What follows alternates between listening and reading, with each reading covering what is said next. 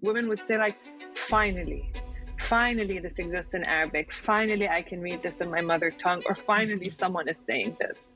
We're talking to women about body autonomy, the right to make decisions for themselves, the right to access information, the right to see a doctor. There is still this obsession with virginity in our part of the world.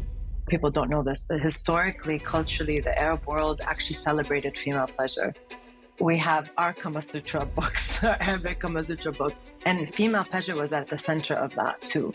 It was actually Western medicine and Western social sciences that deemed female pleasure as a sexual dysfunction. A woman who is connected to her sexuality, a woman who is connected to her body first and foremost, is a real force to be reckoned with. Welcome to Mother Podcast. In this episode, I sat down for a conversation with Sura and Noor, the founders of Mauj. It's a sexual wellness brand operating in the Middle East. The topic of sexuality is, of course, very sensitive in the region, so I will not be revealing their last names or full identities. What I will say is that even though Mauj launched only a few years ago, they're taking off pretty quickly. And they're ultimately demonstrating that regardless how taboo sexual pleasure is in a culture, women will still be curious. Why and how did you set out to create a sexual wellness brand in the Arab world, arguably the most challenging place in the world to create a sexual wellness brand? What were you thinking? Why? Walk me through that inception point. We weren't thinking, no, I'm joking. Obviously, we were not thinking when we launched this brand. We never would have otherwise. Just kidding. It was very much driven by the fact that it was time for something to change, that we had both grown up in the Middle East, in different parts of the Middle East, and had very different yet similar upbringings that were unified by the struggle for finding information, reliable information, the struggle of being able to see healthcare professionals when needed, the struggle to even just questions and have conversations about our bodies and our sexuality and our periods. And we both had considered ourselves to be rather lucky compared to most women, rather privileged with the access that we did have, and we struggled so much. And when we had met, we both had felt very strongly that it was time for change, that this shouldn't be the way that women are living their lives. We shouldn't be feeling that we're at constant war with our bodies and our sexuality, and just struggling to learn about and live in our bodies in a way that felt truthful and easy. And we knew that we both felt that we wanted to tackle it heads on. We didn't want to just create a brand in the women's health space. We strategically decided to tackle the most taboo topics because we felt that we just have to go there. There was a lot happening, I would say, globally. There was a shift taking place globally when it comes to sexual wellness brands. There were more brands popping up, starting to talk about these topics, but there was a real kind of lack in that in the Arab world, in Arabic. And we wanted to give women like us and younger women a better way forward. And the time was now. Yeah, and you mentioned that there was already, like, at the point when you launched a movement in the West around sexual liberation. How is all of that making its way into the Arab world? Is it at all, or is it a completely different culture separated from all of what's happening in the world? I think one of the most important and guiding principles that we have at Mauj is that we approach all of these topics with a really strong cultural lens. When we say we're creating a brand by and for Arab women, it means that we're very aware and sensitive of the specific sort of cultural or societal factors or realities at play here. And for example, when you talk about female empowerment as it is in the West, based in part on sexual liberation, I think it was so important for us that we didn't just take this concept and copy pasted it in the Middle East for many reasons. One reason being that was probably the easiest way to make women feel like this wasn't created for them, that it was just an imported concept, which would have been really detrimental to Mauj's success. And the other reason is because I think this kind of idea is on a spectrum, and sexual liberation is on kind of the one end, and we're really operating way before that. So we're talking to women about body autonomy, the right to make decisions for themselves, the right to access information, the right to see a doctor. In this part of the world, a lot of women, in many of the societies in the Middle East, women will not see a doctor before marriage. they'll just see a GP, but their families will not be okay with them seeing a doctor. Or a woman will not be able to get a pap smear if she's not married yet. There's so many different cases in which women don't have access or ownership of their own bodies. And so that was more where we were starting rather than at the end of the spectrum, which is sexual liberation.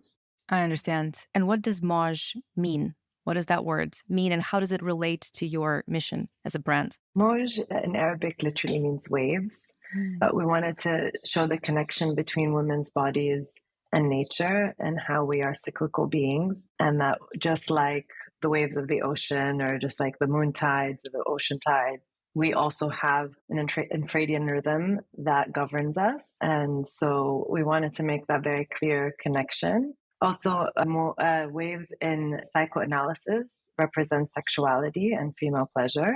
Mauj is meant to represent, waves of change, waves of pleasure, waves of women coming together and reclaiming what's rightfully theirs. Oh, I love that. So I wanted to also dig just a little bit deeper into the attitude towards specifically pleasure and female pleasure in the Arab culture among Arab women. What are women's attitudes towards pleasure? Not men's, women's. Are they curious? Are they searching? Are they conservative? Like, what does it feel like to be a woman in the Arab world, just and naturally inkling, exploring your sexuality? Very good question.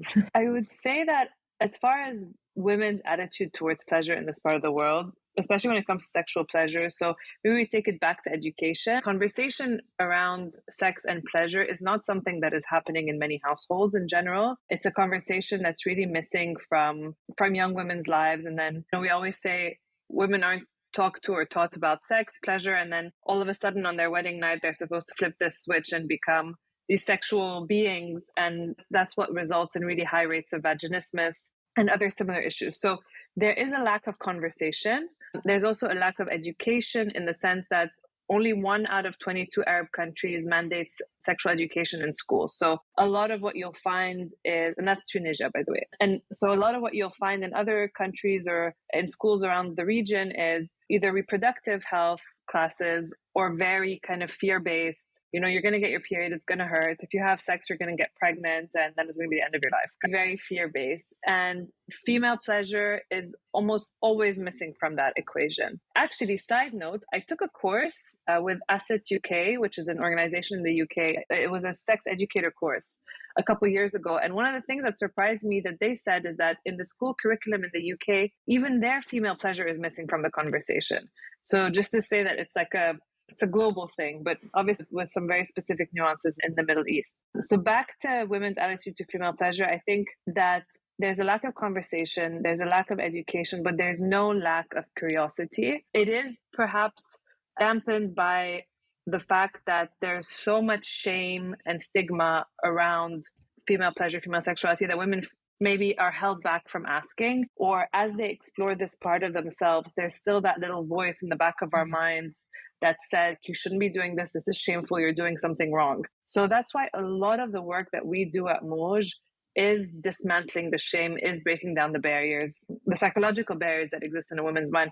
Definitely that's made our work more complex in a way, maybe more difficult in some ways, but also more rewarding, is that we're starting at this baseline. We're starting at the very beginning of, let's dismantle the shame, dismantle the stigma that will allow women to feel more comfortable asking these questions and having these conversations and researching this. Definitely agree with everything Noor was saying. And it's a little hard to generalize because the Arab world is so many countries, and it's anywhere in the world, it's hard to generalize about how women see pleasure. But I think the interesting part of what we're trying to do too is historically too, a lot of people don't know this, but historically, culturally, the Arab world actually celebrated female pleasure. And if you look back at old texts, we have our Kama Sutra books, our Arabic Kama Sutra books. And female pleasure was at the center of that too. So historically, even Islamic texts were all about a man should not ejaculate before his partner experiences pleasure and has an orgasm herself.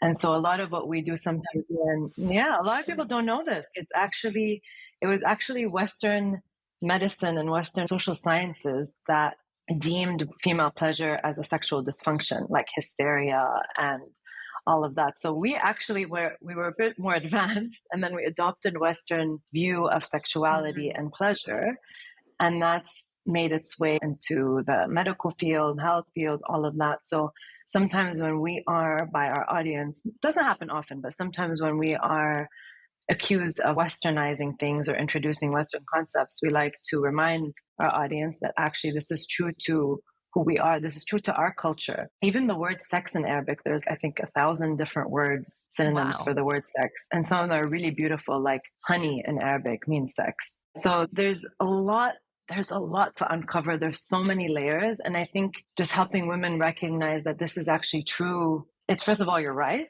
It's, second of all, something we've celebrated as a culture. And third, it's for you to define. There's different ways in there. There's a path for you to take in this space.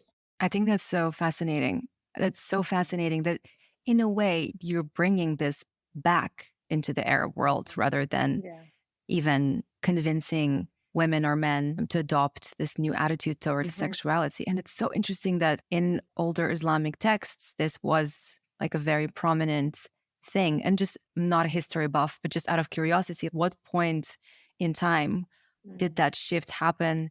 And is that shift also related to other things historically in the Arab world, which obviously it is still very prosperous, but it was such a center for education, trade, innovation, and so many other things. Is there a link between like when things shifted? There's a great book called Taste of Honey by Habib Akande. And his Instagram account, anyway, is amazing and should be followed. But he's I think that the name is eroticist, and he speaks about the science of eritology, or the art of eritology, which was the art of studying human sexuality. And he talks about how many manuscripts, saying we had one of the more popular ones that's easy to look up in English online is called something like A Walk Through the Perfumed Gardens, or Sura, do you remember the exact name? I think it's the Perfumed Gardens. Perfumed Gardens. And it was a sultan at the time who had commissioned it to be written for him.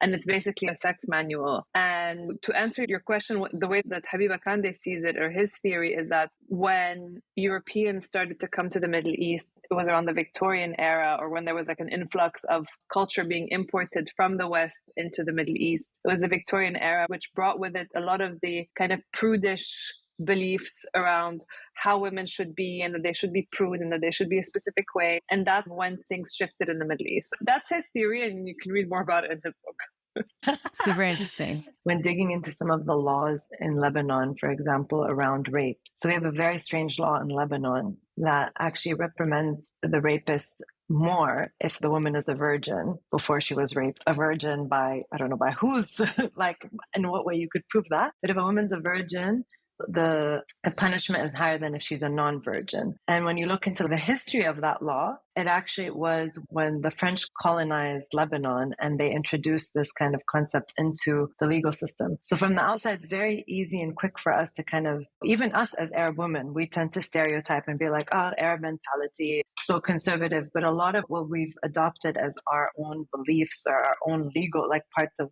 our legal system has been things that have come in through like colonial eras. And so we love learning about this stuff. Obviously, there's so much we don't know, and there's so much of our history we're trying to uncover. When you start to see the connections, you question it more and question, where do these things come from? We don't have all the answers ourselves. We never claim that we do, but it's always good to just question, learn, investigate. Yeah. It just sounds so validating more than anything, is that you're almost giving permission by saying, look, things used to be this way, and challenging where some of the new standards actually come from. And you mentioned the law in Lebanon. And another thing I wanted to ask you about is it's easy to generalize the Arab world under one blanket. Can you talk about the diversity across the board? Like, are there certain countries that are more progressive or certain countries that are more conservative with regards to female pleasure? It's definitely hard to generalize. It's 22 countries that range, all the way from Morocco and West Africa on the one hand, all the way through the Levant and the GCC, and so many different cultures and dialects. So much so that I wouldn't understand a Moroccan person speaking necessarily. I wouldn't understand everything they're saying. But even the language is so different.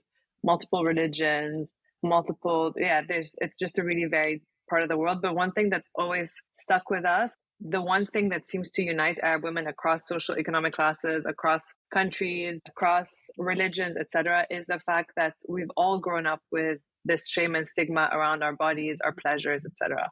The layers of the cultural conditioning and social conditioning around shame and female pleasure and all of that is what redrives women's behaviors and thoughts. So it's not always the laws at play, but more of the mental policing that happens. And one gynecologist we work with said it so well. He said they do such a good job at kind of conditioning us and teaching us these things at a young age. They police us so much that we become our own moral polices as we get older. So we no longer need someone from the outside to tell us that's shameful or that's wrong or think twice before you do that. We do that to ourselves. So that's a lot of the work that we try to do at Mauj, is trying to break that policing voice or question, like, whose voice do you hear in your head when you feel guilt or you feel shame or you're hesitant to reach out with a question? Is it your voice or is it a voice that you learned or were taught to have? Yeah, that resonates, I think, also everywhere in the world. We all have that voice inside. So that makes a lot of sense. And so education is a big part of your brand. It's something you mention again and again as a challenge or something that's important to solve, is to bring more education, more information to women. What is your process of creating and curating content that resonates with and empowers your audience? I can see on your Instagram, I can see how much work is behind this, because the byproduct is beautiful, deep, and it's so engaging. Women are so engaged with your brand on Instagram and on social media. What is your process of curating that? What do you think about before you put a post out? Content queen, hit it. Oh, we're the overthinkers. No, we knew from day one when we started Mauj that the content and education was going to be our bread and butter. And that was very important, that it was culturally empathetic or culturally conscious. What I mean by that is that when we're sharing information with women, it's not, for example, if a woman's like, oh, I might think I have an STI, it's not telling her, okay, go get tested tomorrow. Knowing that for a lot of women, that might not be an easier available solution to their problem. So it's coming at this understanding that meeting women where they are, given that obviously there's huge diversity in our audience, but trying to understand where they're coming at, what their level, like where their point of entry or level of awareness and education is on the topic, and offering them information that's kind of hand-holding. What I mean by that is like it supports them wherever they are on their journey. And from day one, we also decided to tackle this by providing information across 4 categories. So the way we talk about sexual menstrual health is body, cycle, self, and sex. So trying to come at this more as holistically as possible. So body is anatomy and autonomy, body image, the 101s on all female body parts. Cycle is everything around menstrual cycle awareness, fertility. Again, the most taboo topics around these categories. So things we don't talk about. Self is around relationship with self, pleasure, and then sex is relationship with a partner and pleasure with a partner. We do love to poke at social beliefs and give some sort of social commentary that gets women to question the status quo. Where can we get them to ask questions themselves, get to that aha moment for themselves? And where can we poke at and reframe and with women rewrite the narrative in the space? I remember when we first launched our Instagram account, it was September 6th, 2020. I remember it because it's 6'9", so I just think of 69, 69, 2020. It was meant to be. Yeah. And so when we first launched Instagram, I remember Sura and I having a conversation where we're like, it's okay. It might be crickets at first. We're going to get maybe a few hundred followers over the first few months, but we're going to persevere. And within weeks, we started to have thousands of followers and shares and likes. And it grew so fast. It was incredible. And the engagement was amazing. And from day one, what this told us is that we'd really hit on something that was missing. And there was almost like the kind of feedback that we received from women, I would say, was sometimes relief. Women would say, finally this exists in Arabic. Finally, I can read this in my mother tongue, or finally someone is saying this. We also did some cool content collaborations when we first launched. Oh, no, actually, they were a bit later. I'd say 2021 and 2022. One was with Vice Arabia, where we did a sexuality column where every month we would answer their audience's question on sexuality. And that was Vice Arabia's most popular piece of content that year. So like all of these little things validating to us every step of the way that we were onto something and we were creating content that our community wants. Sometimes we'll go through a phase where obviously we deal with a lot of shadow bans and issues with Meta, which brands in this space do, but we'll use the engagement and the reaction we get from our audience to kind of recalibrate where we are. Are we giving women enough value? Are they feeling the same excitement and passion for the content we're putting out there as they did at first? I also noticed that throughout your Instagram, throughout your content, throughout even interviews that I read about you, there's always really beautiful graphic artwork. Like it's very hard not to notice that it's a big part of your branding. I'm a fan of that. And it's not just pretty images. It resonates emotion. It resonates a state. It resonates like a philosophy. How do you see the role of art, media in advancing conversation about sexual wellness in the Arab world? Thank you for noticing that and saying that. That means a lot to us. And that's definitely our intention. Obviously, visuals are as important as the words we choose. It was really important for us to visually start to represent Arab women or the Arab world a little bit more. We didn't grow up seeing visuals of women that looked like us in the media. And even till this day, it's actually really difficult, even when we create our content, to find imagery that we can use, whether it's stock footage or videos, just for some of our usual content posts that actually represents what it's like to be an Arab woman, whether it's the darker features, bigger features, different body types, skin colors. And when we launched, we also worked with a different Arab artists, different women artists in the region who we had asked them to create visuals that represent female sexuality, Arab culture, Arab women for them, and share that throughout our feed. So we believe that it's part of the greater mission. If we're going to change how we see sexual wellness and see our bodies, we also have to visually start to see ourselves represented in that, start to resonate with, oh, these women look like me.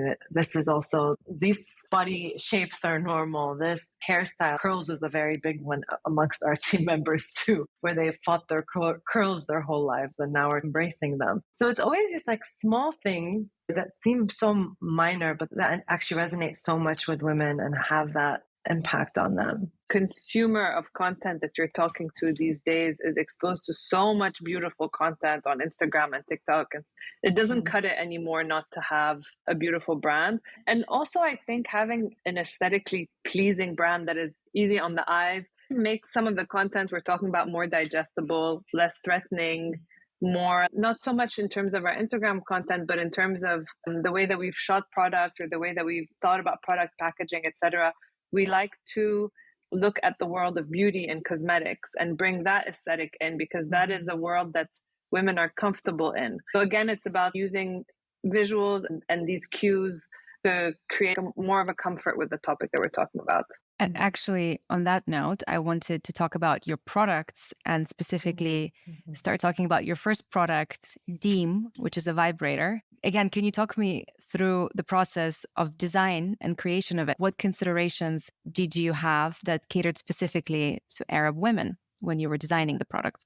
Definitely, we picked an interesting challenge. And a lot of people ask us, why did we start with a vibrator? Why didn't we start with something else?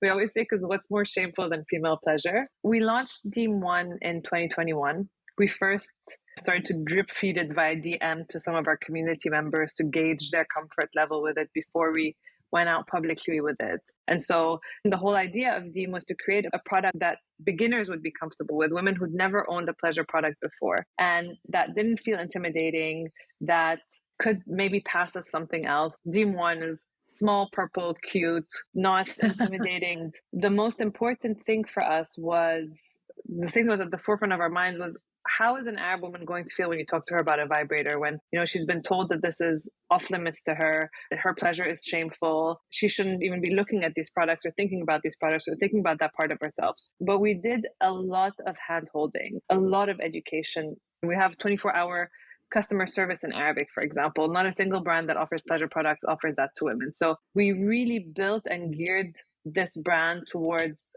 Arab women. We wanted them to feel like it was created for them. everything from the way we communicate about the product to the way we package the product and the way we ship the product. So discretion and privacy are of the utmost importance to our audience. The name that appears on your credit card receipt, for example, isn't Mauj. The name that appears on the shipping label isn't Mauj. The product is packed in a beautiful box that could house beauty products, but doesn't have a brand name on it. If it's intercepted by someone at home, if it's a woman living with her parents, she has very little to fear. And in fact, we've heard from one of our customers that she walks around the house using Deem on her face and as a face massager, so that if her mom were ever to find it in her drawer, she wouldn't be suspicious. But that's how much it could look like something else. When we say we created the first vibrator bind for Arab women, it's not so much that an Arab vulva is different than an American vulva or European vulva. It's that the concerns and needs of the customer are different. And it was about getting so crystal clear on what those were, what the barriers were, what could be holding her back, what she needed to understand in order to be comfortable buying this product. I love that. So it also goes back to what you said earlier about the spectrum, and you almost starting a bit more like middle of the spectrum and gently hand-holding your customers, women, down the journey rather than shock factor, which would be much harder, I imagine, to adopt and get people into conversation with. What kind of reactions did you get since starting the brand, since launching your first product? And specifically, was there anything that surprised you? Before you dive into how it was received, one of the things that we kept in mind was the fact that there is still this obsession with virginity in our part of the world, and this idea that you can tell whether a woman has had sex or not by looking at her hymen. And therefore, anything that was penetrative was going to be an even bigger obstacle psychologically for women. And that was one of the big considerations that we had. And the other one was actually creating a product that would not be alienating her partner in the bedroom. And we've obviously been successful with that because we have actually, I'd say about 15% of our customers are men who are buying for their girlfriend or their wives or whoever it is. Yeah, that was a really interesting observation to see that we've communicated on that really well. In terms of reaction, we had launched Mauj in September 2020. We launched Deem June 2021. So it was a few months out. We had built some trust with our audience. We had shown that we truly care about the wider mission. This wasn't like this big brand coming in from, the outside trying to sell them something, but this is from women who think like them, who have similar experiences like them. So when we launched Deem, we had no idea. We're like, are women going to flip their shit and we're going to lose a bunch of followers? Are we going to get reported? What's going to happen? So we did slowly share first through DM and then publicly on our page in June. And we have to say we were so pleasantly surprised and grateful for the reaction we received. It was overwhelmingly positive. We did see a lot of sales from the beginning, but I think what was even more incredible was just the outspoken support, people reposting it, sharing it, more for what it symbolized to women of, yes, we should be able to talk about this. We should be able to own this, a little piece of technology to help us with our pleasure in our bodies. And we, of course, had some haters. I think maybe less than 10% of the reaction we received was a negative reaction. We did get some religious commentary in response, or some people who were telling us this is forbidden in the region. And we had our way of answering that. We do take community management very seriously. We want Mauj to be as safe of a space for women as possible. Mind you, that social media is not a safe space, but we tried our best to not let other people's reactions affect women who were interested and curious. So where we felt it was possible, we would engage in conversation and answer and be like, why do you think that way? Let's talk about this. And where we felt it was a strong hater who was just going to come in and shame other women, we did block them, or we made sure that they were not able to infiltrate on the conversation. And it's for some women, it's an immediate, oh my God, I've been looking for this. I can't believe I can order this to my house.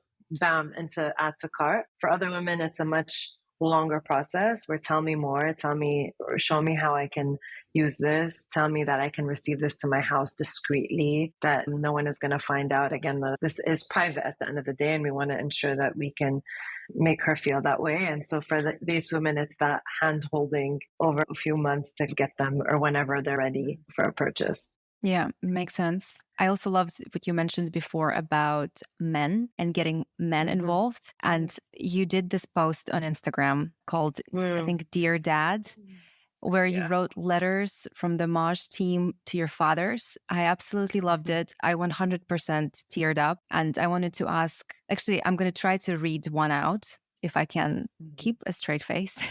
I thought it was so special. So if you don't mind, I'll read one of them out. I'm not sure which one of you this was from, but here it goes. Dear Dad, the day I first told you about my dreams of launching Mauj, you sat next to me and showed me how to build a financial model. You answered my questions and validated my thoughts, giving me the courage to keep putting one foot in front of the other. You asked, how are we going to tell your mom? And I laughed and said, one thing at a time. Oh, I thought this was just amazing. Yeah.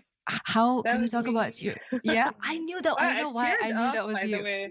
I don't know why, but like hearing you read that made me really tear up. Interesting. I knew that was you. I swear. I swear I knew this was you. I'm not just saying it. For some reason, the whole financial model side of it, I was like, I can totally imagine. That's like, that's Noor with her dad. I can see your dad in you somehow, that very businessy attitude or something. I remember that day so well. I called him. I was like, I want to talk to you about something, Dad. And can you come over? And so he came over and we sat in the dining room and I took him through what I was thinking. And I was like, this is how I think we can make it work. And this is kind of the profit margin we'd have on this. And he's like, how are you going to tell your mom? And actually, I didn't end up telling my mom until way later. Maybe I would say... Till I came over. Yeah. 6 months until Sura came over to stay. And my mom was like, nice friend, who's this? And I was like, there's something I need to tell you. I think this piece was really important to all of us because we're blessed with really great relationships with our fathers. Sura and I are both really close to our dads who've been so supportive of us throughout this whole journey. Maybe Sura, you want to tell your story about telling your parents, I don't know, but yeah, so it meant so much. And his support, and both of my parents' support at this point, means the world. Can you say the story or no? Sorry. Yeah, I can. I thought you were about to say more. I was wondering. No, I don't talk about this. I'm still coming down from the emotions. No, I got emotional too when she read it. Yeah. We both had really amazing experiences with our parents about this. I told my parents about Mauj when we launched, so they knew about Mauj before we launched it. I don't know if we mentioned, but Noor and I live in different countries, so we weren't seeing each other every day. My laptop became synonymous with Noor, so when I was walking around, they'd be like, "Oh, hi, Noor," because they knew she was on the other end. But it took me months to tell them about Deem. And my parents were always curious. They believed in the purpose, but they kept asking, how are you going to make money? How is this going to be a sustainable business model? You guys are just putting education out there, which they understood was important, but they were having a harder time understanding how are you going to take this to the next level? And it actually wasn't until we did the Deem photo shoot that I mustered up the courage to tell my parents. Mind you, I was already 30 something at that point, in my early 30s, and I was very open with my parents, but still that speaks to the shame that we carry for so long, that I sat them down. I was like, I have something to tell you. I remember going to get Deem and giving it to them to touch and hold. And it was a very heartwarming and funny experience. And the next day I received a text message from my dad saying, I'm so proud of you and everything that you're doing. And then every time I would walk into his office, he's a doctor, and every time I walked in, there was one time I actually was with Noor and we walked into his office and he pulled up our website in front of his colleagues and it was showing them our guides and showing them the product and all of that. And that was just like, wow. I knew my parents were always, and I'm going to get emotional too. I knew my parents were always very supportive, but it's just that culture of the shame was so overwhelming that it blinded me from that unconditional support and love I always received from my parents. It even got in the way of that for me. And when I told them, since I've told them, I felt that the journey has even opened up more, and my dad embracing it and my dad talking about it and telling his friends about it was like, that broke another huge barrier of shame, or huge, I don't know what to call it, like it broke a generational cycle in our families. But Karina, welcome to at least 6 months of therapy. By the way, you're getting the condensed version of at least 6 months of therapy work. No, thank you. I do appreciate it to share it. I know you posted this on Instagram, but I just know like how special this is. And it's just such a reminder how much it's not just women building for women, how much men and our fathers play a role. And I don't know, this kind of environment and this kind of supports can encourage what you're doing, which is going to have an impact on so many women. So I think it's just so beautiful. Yeah. We're very lucky in that sense. I say also our partners are super supportive.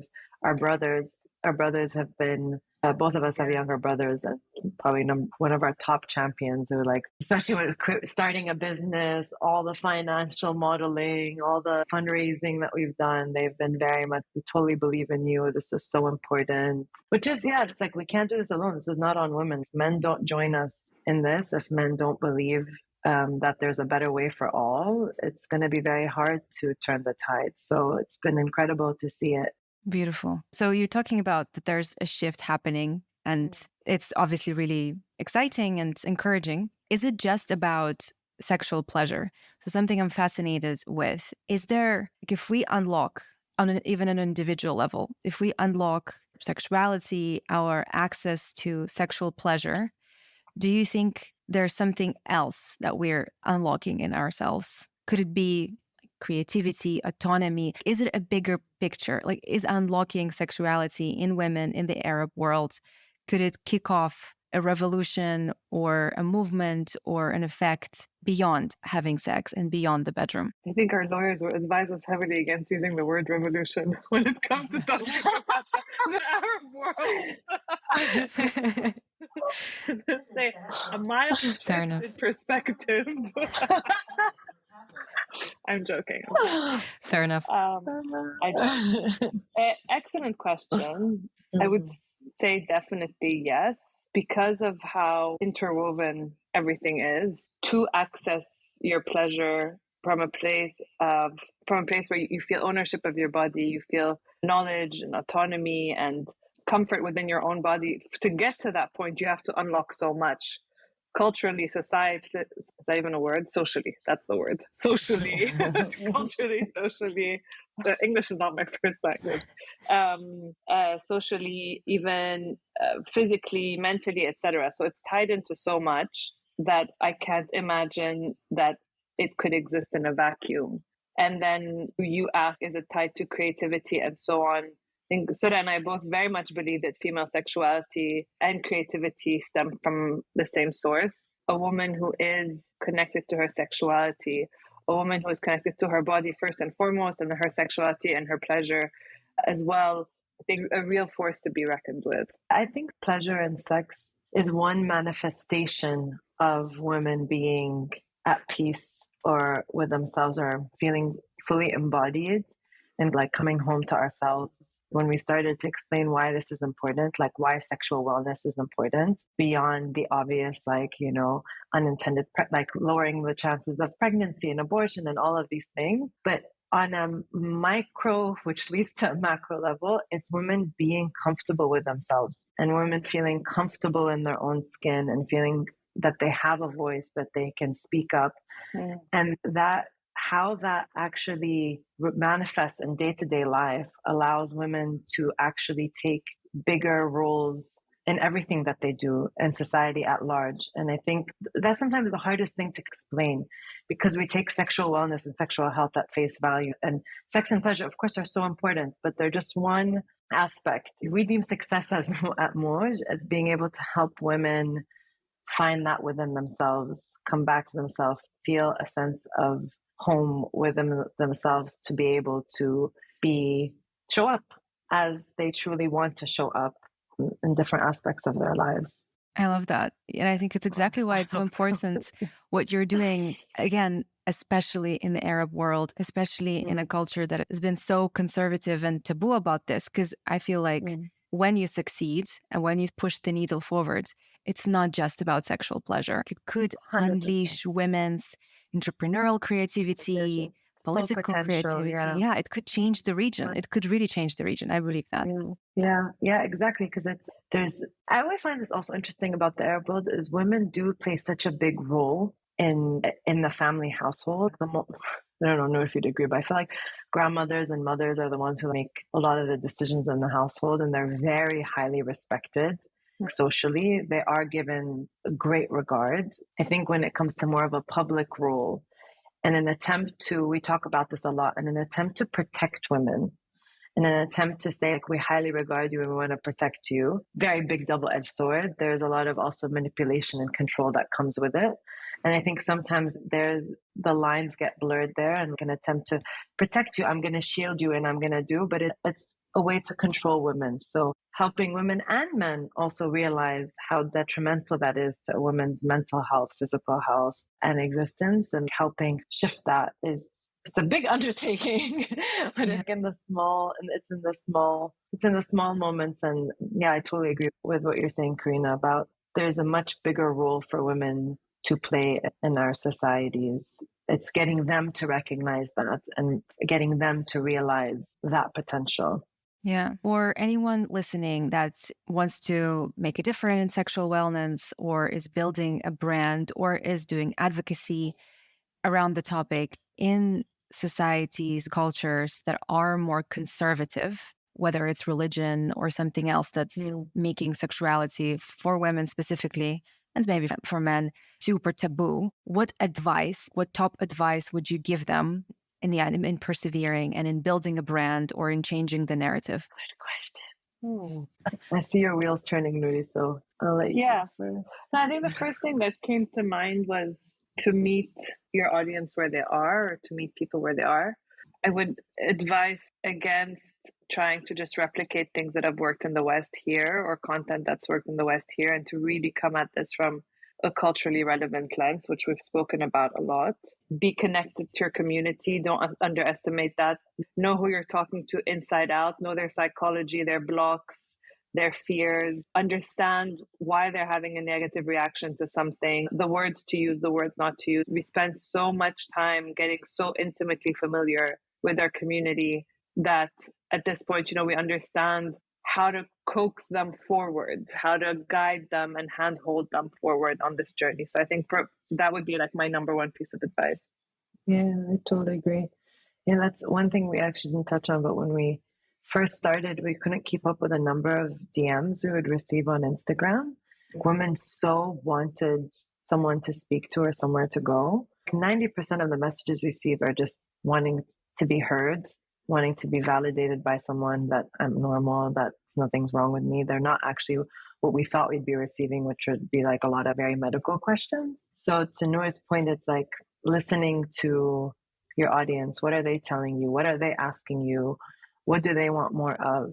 And giving them space to feel valuable and important and part of this journey, that we're building this together. It's not our personal stories, it's the collective. Love that. That makes sense. And I mean, throughout this interview, you've touched on so many things. I think that if anyone is doing this sort of work anywhere else in the world, can take pieces and learn just as to how to approach this. And I think it's very inspiring. And not to be scared. I think that's trust your gut. I know it's a big cliche. We don't take no as an answer very easily. We know that we're operating in quite a sensitive space. We're up against a lot of cultural and logistical challenges, may I say? Yeah, I mean, we could say this is the first time that pleasure products have been made available to Arab women in this way, pioneering an entirely new category. Making pleasure products available to Arab women continues to be challenging in many ways, but we don't take no for an answer. We're incredibly resourceful as a team. So yeah, I like that piece of advice. Last question before we wrap up. What's the vision for Mauj? What's next? And specifically, if you had all the resources, if you knew you couldn't fail, if you had the magic wand, whatever it may be, like if you could do anything, what would you make happen with your brand in the next, let's say, 3 to 5 years? I'll give you the business answer, and Sura will give you the we're changing humanity answer. I'd like both. We're going to be creating more vibrators this year. We've just signed a really exciting partnership with one of the biggest brands in Europe and in the West, and we'll be licensing some of their technologies. So that's huge and coming your way. And we've got 2 new pleasure products coming out this year and continuing to build out that pipeline of products. We've also just launched a line of sexual wellness accessory products. So our lube was our first.